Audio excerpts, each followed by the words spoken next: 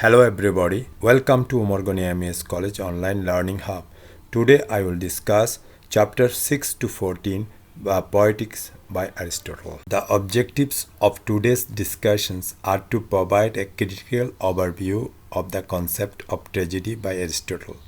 By attending today's session, students will have clear conceptions of Aristotle's view on literary criticism with reference to the term of tragedy. I will analyze all the chapters starting with chapter 6 that defines the term tragedy. Chapter 7 discusses the scope of the plot. Chapter 8 discusses unity of the plot. Chapter 9 discusses poetic truth and historical truth. Chapter 10 discusses simple and complex plot. Chapter 11 discusses reversal, discovery and calamity. And chapter 12 points the main parts of the tragedy. Chapter 13 discusses the tragic actions and chapter 14 discusses fear and pity. In chapter 6, Aristotle gives a broader definition of tragedy.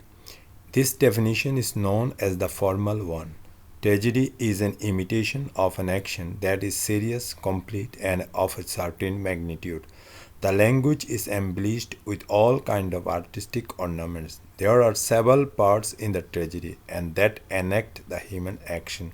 Ultimately, it is able to purge the pity and fear of the audience. He discusses the part and or the elements of the tragedy that include plot, character, diction, thought, a spectacle, and song.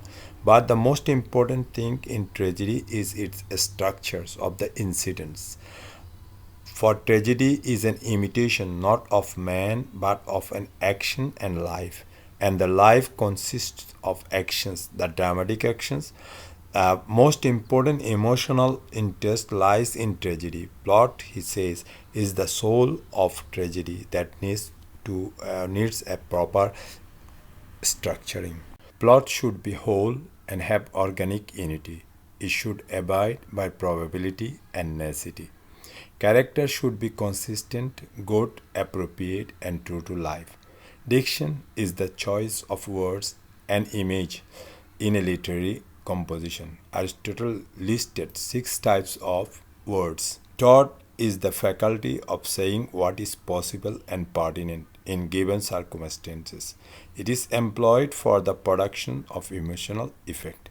A spectacle is the mode of imitation by which the story is presented on a stage before the audience. It is the sight of a disaster. It can raise pity and fear in the spectators. Songs are pleasurable additions to a play. In a tragedy, songs are provided by the chorus. In chapter 7, there should be a definite beginning, the middle, and the ending of the plot. It should be so because the beauty depends on magnitude and order. A certain length that is memorable is needed. The sequences of the event should happen according to the law of probability or the necessity. It should always admit a change from good to bad or vice versa, and thus he stresses the unity of action. Aristotle now discusses the unity of the actions in chapter 8. All the events and the actions that are there in the tragedy should be interrelated. They should create the organic whole. For a thing whose presence and absence makes no visible differences is not an organic part of the whole. His chapter 9 is oriented towards revealing the function of the writers. The writers are expected to include not what had happened, but what may happen according to the law of probability. From this point, Aristotle says that poetry is more philosophical and higher than history, for poetry tends to express the universal while history the particular. The poet is the creator and the maker more of the plot than of the verse, since he is a poet because he imitates, and the imitation is always of the actions. If the surprise is used, it heightens the effect. In chapter 10, Aristotle classifies the plot, which can be of 2 types. One is simple and the other is the complex. Simple plot includes less reversal and therefore the least amount of the surprise, while the complex plot is accompanied by reversals. The same conception discussed in the 10th chapter is further described in chapter 11. The reversal of the situation is a change by which the action veers round to its opposite. He names it peripecia and says that it is caused by a kind of recognition, that is, discovery or anagnosis. There are five types of recognitions, such as signs and objects. Author tells himself discovery from memory, process of reasoning, and discovery arise out of false memory. This recognition, like in Sophocles' Oedipus Rex, should be from the ignorance to knowledge. It helps writer lead his audience to the pity and fear. The scenes of sufferings are needed, but the on-stage violence is harmful. So the scene of suffering and violence should happen off stage and are to be narrated, such as the suicide of Jocasta and the self-torture of Oedipus happen off stage and are narrated in the play. Chapter 12 discusses about the six elements of tragedy: prologue, epilogue, exort, choric song, parody, and stasimon. The latter two are treated inclusively under song. Thus, only four elements. Prologue is the first narration that establishes a mood for the dramatic discourse. Epilogue relates what happens when the last scene of the tragedy takes over. Exort is related to the what follows the last choric song. Parody is the first whole statement of the chorus, and the stasimon, the song sung by chorus without trochee and anapest. Choric song include both stasimon and parody. Chapter 13 discusses about tragedy, which aims at bringing catharsis on the side of the audience. Therefore, a perfect tragedy has a complex plan, like in Oedipus Rex. It demands a single plot. The change of fortune should be from good to bad due to error or frailty.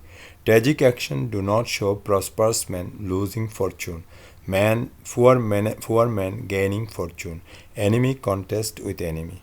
There are four possible variations of tragic action: action not done; 2. Action done with or without full knowing; 3. Knowing too late; knowing and stopping. In chapter 14, Aristotle discusses pity and fear. The question Aristotle focuses on, however, is how fear and pity are most effectively aroused. He suggests that the tragic hero ought to be neither too good nor too bad, but rather intermediate, much like us. We should be able to see in the hero a better version of ourselves. Our pity and fear will be aroused by the realization that if a better person than us can be made to suffer for his or her shortcomings, then we too may suffer for ours. He also defines catharsis. It is the kind of effect tragedy brings on the audience. Catharsis is a Greek word that means purgation in English. He gives these definitions in chapter 7 also. A bulk of interpretation is devoted to elucidate what Aristotle meant by this term. The sentence appears in his Poetics as tragedy through pity and fear affects a purgation of such emotions. It seems that it is a therapeutic effect that is equivalent to a sense of release from the tension that comes after the storm and climax.